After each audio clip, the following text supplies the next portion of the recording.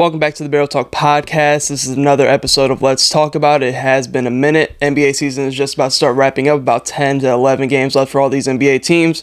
But we do have some stuff to talk about. We can jump right in talking about the Houston Rockets. 10-game win streak. Main question I have when going into the Houston Rockets is, has Jalen Green arrived? This is the kind of stretch of games that I've been looking to see from Jalen Green ever since coming out of the draft. I was super high on Jalen Green coming out of the draft, coming out of the G League Ignite. Now that's the G League Ignite is also not even a thing anymore. But looking over to these last 10 games out of their 10-game win streak, without Sengun, it hasn't been confirmed on if he's out for the rest of the year or if he's going to come back. I personally think he's probably out for the rest of the year. When looking at there's only 10 games left and they're still not even in the play-in, even though they're about a game and a half game out. But looking at Jalen Green's stats in these last 10 games. All right. 27-5-4, 19-3-2, 16-5-7, 37-2-8, 26-4-11, 42-3-10, 26-4-3, 41-4-4, 27-3-6, and 37-7-10 last night against OKC in an overtime win. Now, looking at this Houston Rockets team, they haven't really had their guy. It seems like Jalen Green has always been a serviceable NBA player who has had an enormous amount of upside in the league in terms of being pretty much an electric scorer who can do it at all three levels. But it's more so looking at what they've done over this past year. Talking about the Houston Rockets last year compared to this year is two whole different conversations. And when I look at the worst teams in the league who have been for the longest time, I look at a team like the Charlotte Hornets, who have really never had an identity, even since getting LaMelo Ball in town. And then I look at a Rockets team who was kind of on that same path and trajectory when looking at they didn't have an identity. Looking at what they have done is nothing short of impressive. I know they're still the 11th seed, not really in the play-in hunt till late this year, till like just about these last 10 games, really going to prove if they can make it or not. But in terms of looking at what I think is a coach of the year, like Ime Udoka has completely transformed this team. It is no question. Jalen Green has been playing some of his best basketball of his career so far. Sengun playing the best basketball of his career so far. It's due because of what they have done with the team. Now, I think this is going to be starting to draw a pattern in the offseason when a lot of teams that have a lot of younger talent but no true identity, you see them have all this cap space. I can see a lot of teams taking a page out of the Houston Rockets book. Look at what the Rockets did. They got Fred VanVleet, they overpaid for him, which at the time was looked at as a bad contract, but what else were you going to do with that money?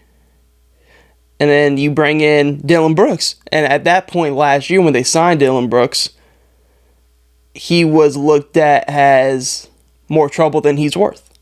You bring these two guys in, you have a top-tier defense, in my opinion. They have a lot of versatile defenders that can switch and guard multiple positions. You bring those two in, and you bring another veteran like Jeff Green off your bench. Like, adding and instilling veteran guys in the NBA and real talent in the NBA with these young guys can really show how much they can grow within just a year span. I mean, looking at the Charlotte Hornets, they're a team that should be taking the page out of this book that the Houston Rockets are doing. I think, personally, they need to find the right coach for this team. I think they need to clear house. I think they need to do a number of different things to get to even just what the Rockets are doing, and the Rockets aren't even a bona fide play-in team yet. So looking at this stretch and this, it's really impressive to see from Jalen Green. Because in my opinion, Sengun's been their best player all year. But getting this from Jalen Green, and I think Jabari Smith is getting a little just not talked about. I think he's really going under the radar this year, especially in the time that Sengun's been out. You don't see like a huge point jump from Jabari Smith from year 1 to year 2, but his efficiency has gone up from year 1 to year 2 in 5% in field goal and 3-point percentage. But looking at this 10-game win streak and like looking at the Rockets kind of put the pieces together, the main driving force of this win streak has been Jalen Green.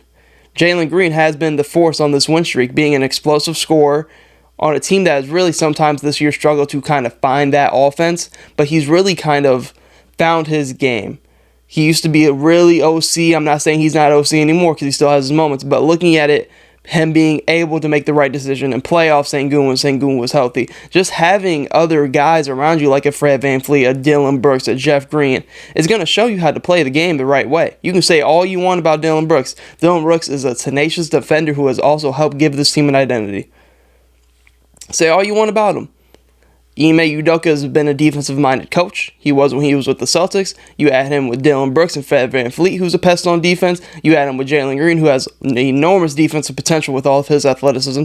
You have Jabari Smith, who at 6'10", plays the 4. Perfect fit next to Sengun, by the way, because he can space the floor. He can defend multiple positions. But his potential at the small ball 5 in certain lineups that they have been running since Sengun's been out, the sky's the limit for the Rockets. It's the sky's the limit because you're finding guys and pieces that fit perfectly. Like Jabari Smith, his skill set is just going to fit wherever he goes in his career. He can shoot the ball and defend at a high level. And he's 6'10". So when you put all those pieces together, he's going to be able to be a complementary piece to whoever comes to Houston in the future or anything they are building right now. Looking at it going forward for this season, they are a game back of the Warriors. They need to continue to get on this stretch of games because the Warriors do have one of the more weaker schedules in the NBA in these last 10 games. But the Rockets are also kind of building towards something to where I feel like is not meaningful. It's meaningful now, but when I'm looking at it next year, they're still going to have a decent amount of cap space. I'm like, okay, what if you get a year of Jalen Green being more consistent? Jabari Smith takes a offensive jump and he's averaging like 13 points a game. Maybe you get him to get like 16 points a game playing off Sengun and Jalen Green, right? What if you get a Sengun season, another breakout season where he's getting doubles every other night? Like, then you're looking at this Rockets team, we're like, okay.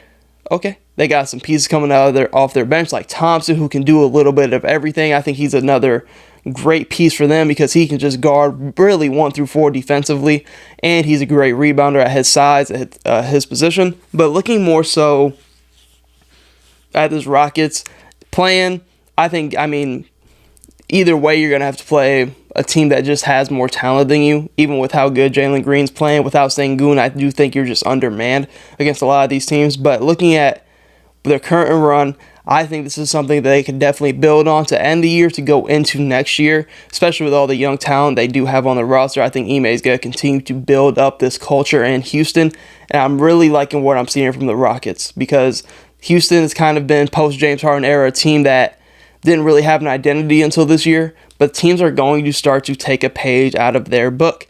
I'm telling you right now, when I'm looking at a team like the Hornets, like I just said, looking at another team like Detroit, you're in a league where you just can't run all your rookies and all your young guys out there and expect them to grow and know how to learn the game on the fly.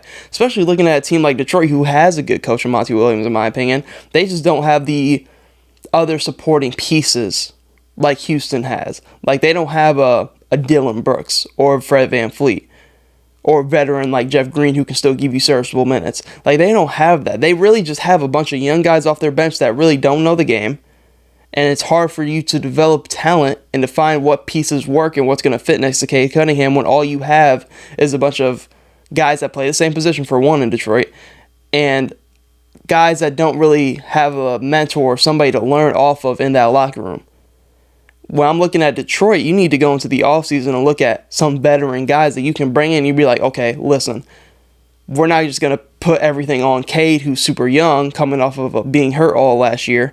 We need to start giving these young guys in the league that we consider to be young stars more help. This is because when I'm looking at Detroit, you're going to have a ton of cap space. You're going to have a good draft pick. Why not go overpay like the Rockets did for somebody who can legit help your roster develop? A lot of these teams are just expecting these guys to just develop through playing. That's not always the case in certain guys.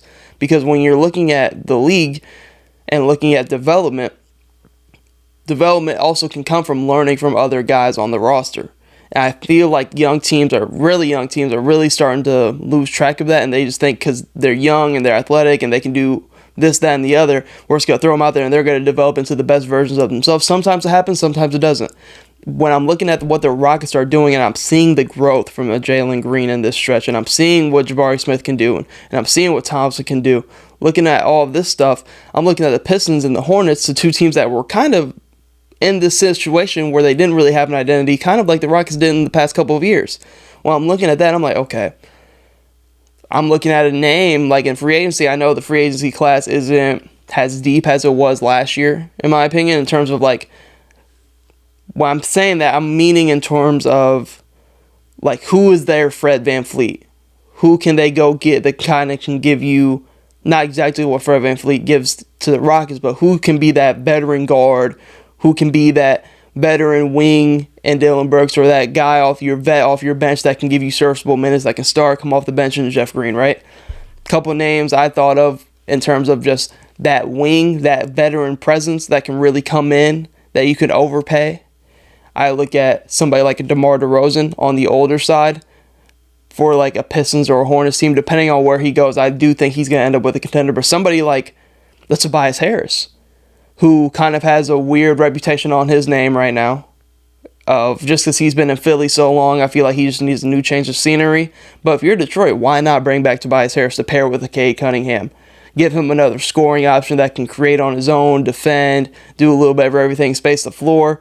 Why not add somebody like that to be a veteran piece to help you develop a Cade Cunningham, to help you develop a LaMelo Ball and a Brandon Miller? I just think they're going to start to turn the page on how rebuilding teams are really trying to build and build and build and rebuild. Another team that can get thrown into this light too, San Antonio Spurs. A Spurs game can be hard to watch at times. They need to really, and Wemby first year, he's a sensational talent, but you need to really start looking at your roster, because Wemby is so good right now to where you're having to sit back and ask the question, at what point do we need to start getting this roster ready to compete at a high level? Because the defensive possibilities of guys you could add to the Spurs are endless, but it can't just be all young talent like we're seeing this year with the Spurs. They have too much young talent and not enough veteran guys in the league. Like, here's my thing. If you add any sort of veteran guard, point guard, I love what Trey Jones has been doing. I think he should have been starting the entire year, by the way. Big Trey Jones fan. Should have been starting the entire year next to Wemby. They had an experiment with Sherhan where they had him at the point guard spot. I didn't really think it worked out, but any veteran guard next to Wemby, that pick and roll is going to be effortless. I've seen talks about them possibly being in the market to trade for Trae Young and different things on Twitter and everything else like that. If that happens, shit, you're looking at a whole different team, because Trae Young and Wemby pick and rolls will be unstoppable. But looking at what these rebuilding teams that have young stars and young talent need to start doing, I think they need to change their approach in terms of rebuilding. It's obviously not going to work out in the right way for the Rockets, because the Rockets have kind of got gifted through circumstances. Ime Udoka, who is one of the best coaches in the league, especially defensively. So I'm not saying everything's going to fall right into that. The Spurs have Greg Popovich. They should be aggressive and want to get a good enough roster to help Wemby develop. The Pistons have a good coach in Monty Williams already, who's going to be there for however many years. Now, I forget how long that contract was that he signed. So you have him. Why limit yourself to, we're just going to wait and wait and wait and wait?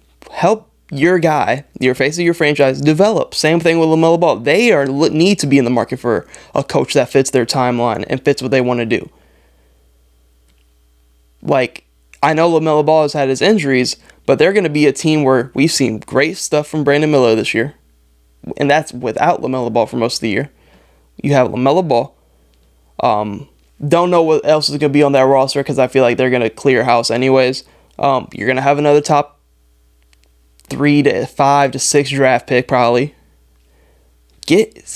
I think teams are going way too slow in the rebuilding process. Like, being good is always going to help develop players. Being able to get wins is always going to help the locker room and help develop players and help the culture. But it also comes from just having people in that locker room that know and have been around the league and know what they're doing.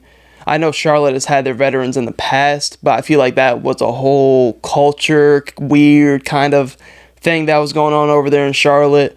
I think the Spurs need to really look at taking a page. If there was a team that I think could really benefit from taking a page out of the Rockets book, look no further than the Spurs, because they have a talent in Wemby, and the Pistons also have a talent in Cade, where you're like, okay, we have our guy. How can we make him better? How can we get the best development possible for him?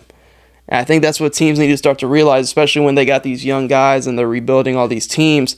I think it's not so much you have to rush the process, but there are definitely ways that can help your players develop to where it's not like now they're on their second team and they still haven't developed because their first situation was so bad, this, that, and the other. You need to look at the players that they're playing with rather than automatically assume this and that this guy's a bust in the NBA, because that's just not how it works, in my opinion. I think there's a lot that goes into it. I think when you're looking at development, it can come not just from the player playing, but what he is gaining knowledge from the players around him. It's hard to win and develop with all these young guys on these young teams. The only real exception is OKC because of how young they are. But I think what goes overlooked in terms of OKC's success, of them jumping onto the scene and being good right away, people forget that they were in the playoffs with the SGA when they had Chris Paul. And Chris Paul, one of the best point guards to ever play the game, having that veteran presence. People are always talking about the playoff experience. I think it's one of the more overlooked kind of topics when you talk about the NBA at this point, because I do think playoff experience has a point, and I do think it is something that is a realm and when you talk about that, but I also think it kind of can be overused because SGA's been in the playoffs. He's their best player. He's going to have the ball in his hands late game. So what else? I understand the other guys having playoff experience, but like when your best player has that playoff experience, learning from a Chris Paul, where else do you need that playoff experience when you know your guy, your best player, is going to have the ball in his hands at the end of the game? I think it has its place in a topic, but I think it kind of gets overutilized and overused in certain aspects. But OKC, they kind of had their development phase with their younger guys when Chris Paul was there. When they were in the playoffs, when they took a Houston team 7 games with James Harden and Russell Westbrook in the bubble. I think it's super interesting and I think it goes overlooked in terms of the growth of what OKC has done, kind of comparing them to some of these younger teams that have a young star that was able to put the pieces together. And their situation, I feel like, is completely different because they have a treasure chest of draft capital, and I feel like they just struck at the right time because they had stars, got off of Paul George in a trade. Russell Westbrook left. They still have a bunch of cap room. I think they've been great in the draft, hitting on draft picks, and they've also put the right pieces around SGA to help his development in terms of younger talent mixed with older talent before they got so good to where they are now. The development of SGA has really been a process where he played with players that helped him develop, like a Chris Paul, for example. I'm not saying like every situation needs to be like that for a player to develop, but I can see a world where it helps. It helps because Shea is like one of these players that can win the MVP this year. But it goes overlooked because of the success before he got to the point where he was. Being around, like I said, Chris Paul in the locker room, I feel like it goes a long way in terms of developing a player. Next thing, team that the Rockets are kind of battling in that last play-in spot for. More problems in Golden State. Golden State, they're on a 2-game win streak. Just won honestly, in my opinion, ton of emotions, obviously, in that Orlando game yesterday from Steph Curry. We all saw the pictures on Twitter and throughout the game and everything else of him being visibly frustrated. Draymond ejected early in the Orlando game. First tech involved him. Second tech was him not even being involved in the play. The main topic I do want to poke at in this is, when I woke up this morning, the only thing I see about this entire situation, because I always like to let it digest when I see a situation happen in the NBA like this and like how it's been reoccurring with Draymond. Let me sleep on it, wake up, let me see what other people are saying on it. Let me see what the perception is on it. And it's all, the perception seems to be all, at least on the bigger media outlets, let me say that, it seems to be too circled on Steph Curry and his leadership being questioned. When the Draymond Green incident first happened back when, people were talking about Steph Curry and his leadership being questioned. And then it's getting brought up again. When you already see the situation has been tried to be handled with, why are we questioning Steph Curry's leadership? Like Draymond Green isn't also a Hall of Famer. Isn't like he's also hasn't been on the team when they won the championships. Like, why are we acting like Draymond Green is a young player in this league who just doesn't know better? Why are we acting like this is all upon Steph Curry and this is diminishing Steph Curry's legacy? Steph Curry, the frustration I'm seeing that I saw last night mainly was they're in a position to where Steph Curry hasn't been playing his best basketball and their team has been really inconsistent up and down. They'll have their sparks and moments where you're like, this is the Golden State team that won a championship a couple of years ago, and then they'll have their valleys and you're like, this just isn't the year. It happens to every team throughout the year, but I've seen more so me watching a lot of Warriors basketball this year. I've seen it happen.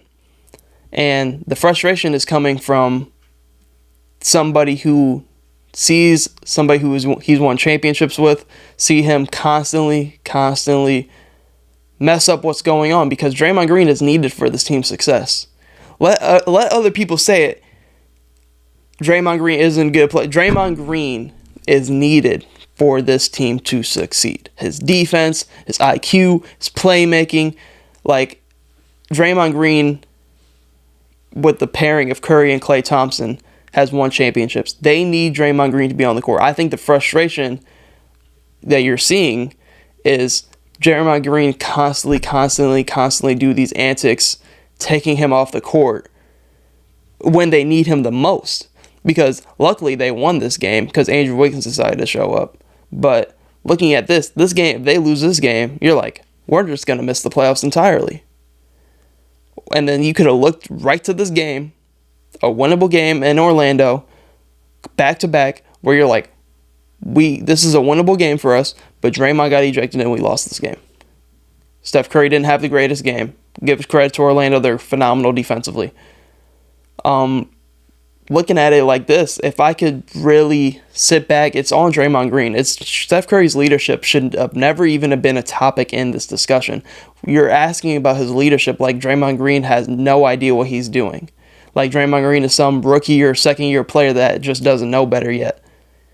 His leadership should have never been in question. But if I had to pick a certain spot or topic or a reason to why I think the Warriors have struggled all year, it's inconsistency outside of Steph Curry. Steph Curry hasn't been playing the best basketball as last month, but it goes overlooked. Jonathan Kuminga had to almost request a trade to get playing time, and then all of a sudden he gets playing time, and it's it's like a light bulb went off in the NBA world that Jonathan Kuminga has talent. That Jonathan Kuminga he can hoop. Like, here's my thing: watching a lot of Warriors basketball, Moses Moody is a sleeper, one of the better young defenders in the league.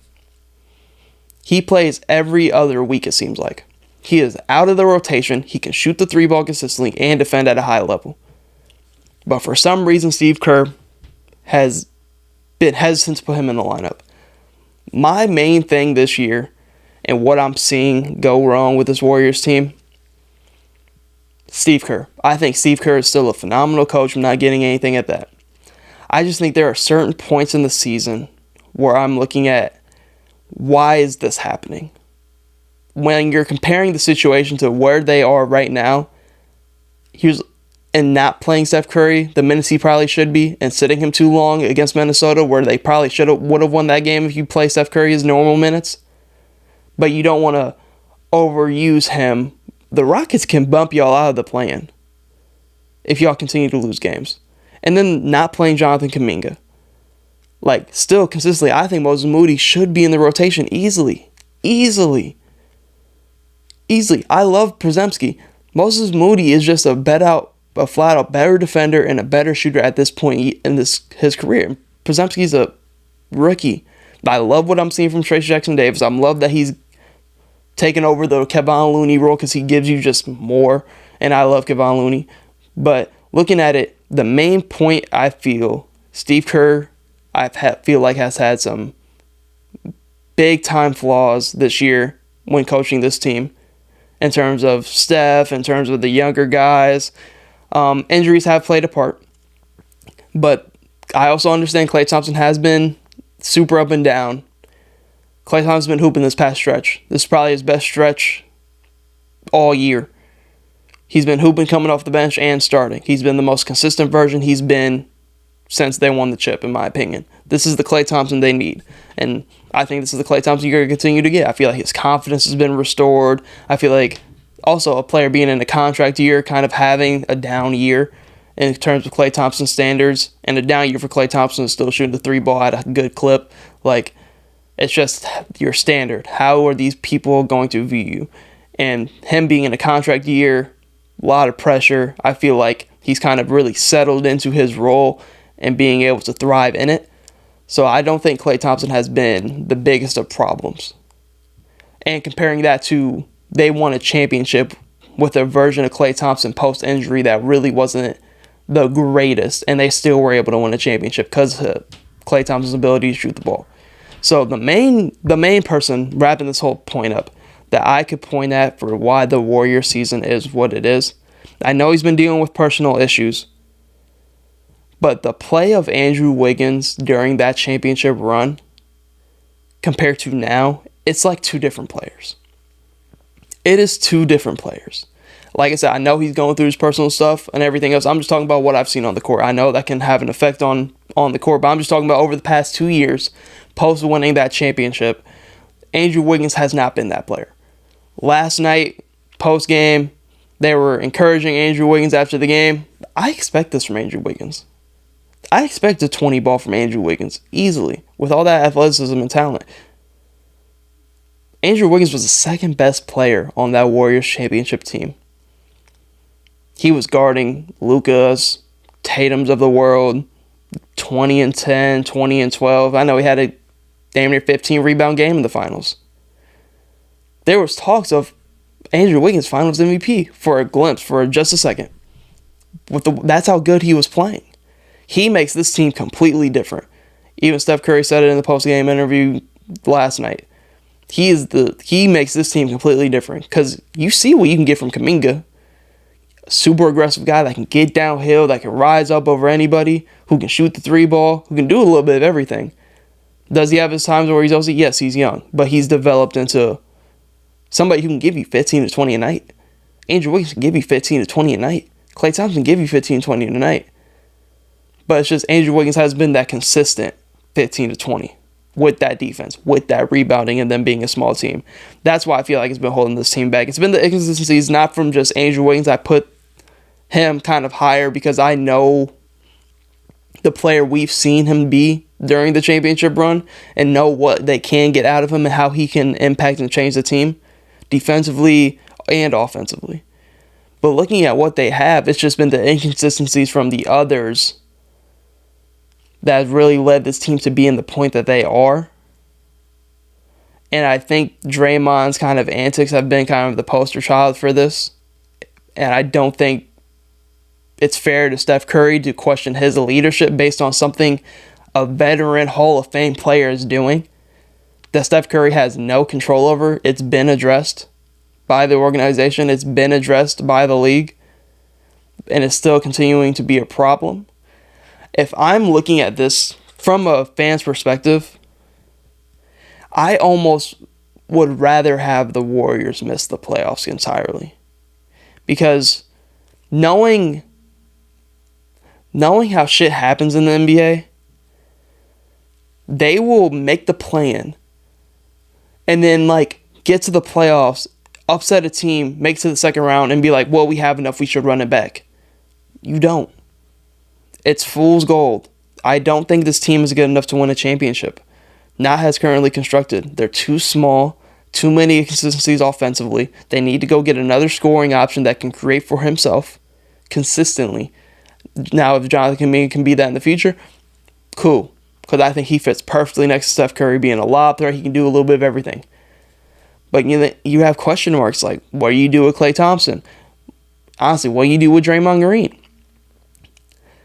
I just think if they miss the playoffs, it turns to the point of they need to make real moves. In the Bob Myers era, they were kind of, other than the Kevin Durant thing, they were kind of passive on making a big-time move, which they didn't even need to make a move during that era. But Mike Dunleavy being the GM makes me have a little bit of hope that they do go out and be aggressive in making moves and be aggressive in making a trade or two to really get what they have left out of the Steph Curry career. Because he's still playing at a high level, still playing at MVP level. So looking at it like that, them not making the playoffs could put pressure on Steph Curry, the face of the franchise, to be like, hey, we got to make something happen. We got to do something. What are we going to do to turn this thing around?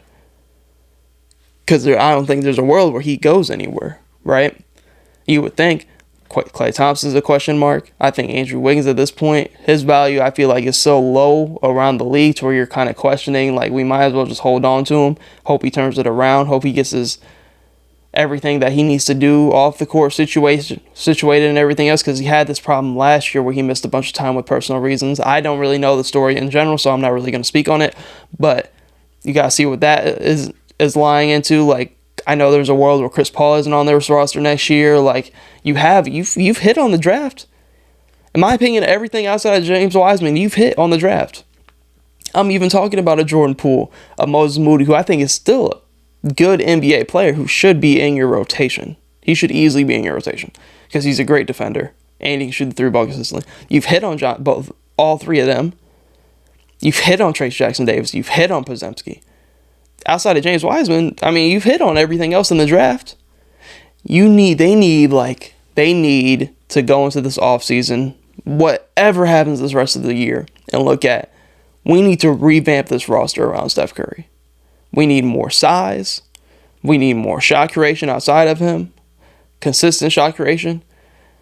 I think there's a world where this Warriors team looks completely different next year. I just think that's the world that they're trending towards. It's going to be a completely different roster next year, and I think no matter what happens in this postseason, playing, whatever they do, if they make a run or not, it should have no impact on them making significant changes in the offseason. Because I feel like you see a lot of teams kind of end up getting hot and going on a run where they were trending to make big moves in the offseason, but then they stay pat and try to just run it back, and then they wonder why they're bad the next year still. You can get hot. Bad teams can get hot and make runs. I don't view this Warriors team as an upper echelon team. I think they're a good team because they have Steph Curry. And they can get hot and make a run. But I wouldn't classify this team as an upper echelon team. So, looking at their last 10 games, they got the Hornets, at Spurs, 2 winnable games, easily. They probably should be 4-0 by this point. You got Dallas at home. That's going to be tough. You got at Houston. That's going to be a big game because of the play-in implications. At Dallas again. So that's a 3-game stretch where that's tough. Versus Utah. At LA. Big play-in implication game. Then at Portland. Versus the Pelicans. Depending on where the Pelicans are, who knows what's going to be up. With the way the West is trending, this is going to be a big game for just playoff implications in general versus the Pelicans at home. And then you got Utah at home for your last game. So you have an easier schedule compared to other teams like the Suns who play like the top 6-7 teams in the league their last 10. But like when you're looking at it for this team, big playoff implications, play-in implications for this team in their last 10. How did they respond? They've won 2 in a row. They should be 4 in a row. You got Dallas at home after this road trip. So it's going to be interesting to see where this all lands. But main question is Steph Curry leadership shouldn't be in question. Draymond Green's a Hall of Fame player who's been around the league for a while. Next thing, kind of going into pressure. Pressure in the NBA. Now, when I'm looking at certain teams, players, etc., that have a lot of pressure on them, there's a team that has insane amount of pressure on them this season. I think there's only one close second. I want to talk about the Boston Celtics, right? Team that all the talent in the world blew a 30-point lead to the Atlanta Hawks. No Trae Young. This team constantly has question marks. And when I'm looking at this talent on this roster, they should be the favorite to win the chip. Even over Denver. They should be the favorite.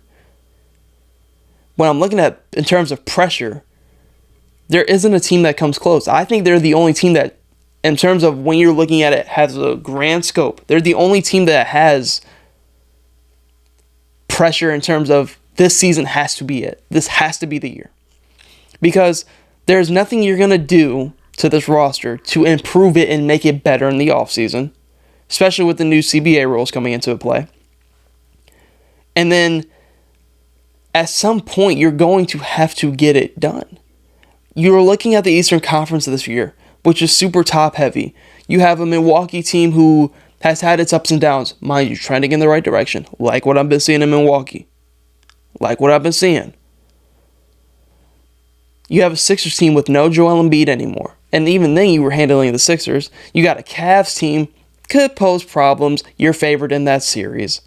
Knicks are banged up. They're not healthy, and they don't even have the chemistry to where you would pick them over the Celtics, even if they were to get healthy late in the season in the playoffs. So when you're looking at that, it's really Bucks and Boston. That's it. Cleveland's an interesting team. They match up with both pretty good, I feel like. But when you're looking at it, you're like, Boston's going to be favored in those matchups. Boston will be favored in those matchups. I think Milwaukee's a sneaky team. I think they are a sneaky team that could upset Boston on their run to the finals, especially when Boston should probably sweep the first 2 rounds of the playoffs. I think it's just Eastern Conference Finals, destined to meet up Boston, Milwaukee. In terms of kind of pressure, this has to be the year. The East is at its weakest. I think there's a lot of talent out west. I don't know how many championship teams there are out west that can really beat Boston in a 7-game series. And then the only other team that kind of even is close to this amount of pressure is the Clippers. Because Paul George hasn't got the extension yet. Because James Harden might, there's a lot of question marks over there with their roster. But they're not even in the stratosphere of a Boston team, I think. Because, what's going to be the question? What's going to be the mindset going into the offseason if they don't win it or they don't even get to the finals? Then it's going to be then you're going to be like, is Jason Tatum the answer? Is it Jaylen Brown? Then you're going to start pointing fingers because your roster is the most talented 5-man unit in the league. Only other 5-man unit that can compete talent-wise is Denver. And their thing is more so cohesiveness and chemistry and knowing how to play with one another. Talent, you don't have a better talented 5-man lineup than the Celtics. There isn't one out there in the league. So they do have the most pressure on them to get it done this year. There should be no excuse. The only team you could say right now that is better than Boston is Denver. And they're in a different conference. They're going to be favored against whoever they play. If they don't win it, then you're having questions. You're having big-time questions. And then another team I've seen is that can pose problems to them in the past that they're very familiar with is Miami. Even Miami has had their offensive ups and downs. Haven't had Tyler Hero. Terry Rozier's been up and down since he's been there. So when you're looking at the East, it's wide open for Boston. The only team I think can pose a threat, possibly Miami, just off of they just play Boston differently every single time they play them. If they can get healthy, who knows? But even then, Boston's favored heavily. Boston's probably favored heavily, even though Milwaukee possibly has the 2 best players in that series. But it's more so interesting when I see people talk about pressure in the NBA. It's more so you can name the Suns, but I'm like, the Suns really have pressure on them. They've been up and down all year. Denver has no pressure, just came off a chip. Then you're like, Lakers don't really have too much pressure. I mean, they're in the play-in. OKC is young. Pelicans are young. Clippers, kind of pressure. And then you're looking at the Bucks, first year with Dame, new coach, and Doc middle of the season. Okay, They don't really got too much pressure. Sixers don't have Embiid. They ain't got no real pressure. Knicks are banged up, injured. I'm scared of them more next year than anybody. But yeah, Boston, in terms of what I'm seeing, Boston should be outside the Clippers. Boston, on a grand scheme, has the most pressure to win it all this year. And it's not even close. It's not even close. This is the year to do it. This is the year to do it. This is the year for Boston. Has to be. Has to be the year.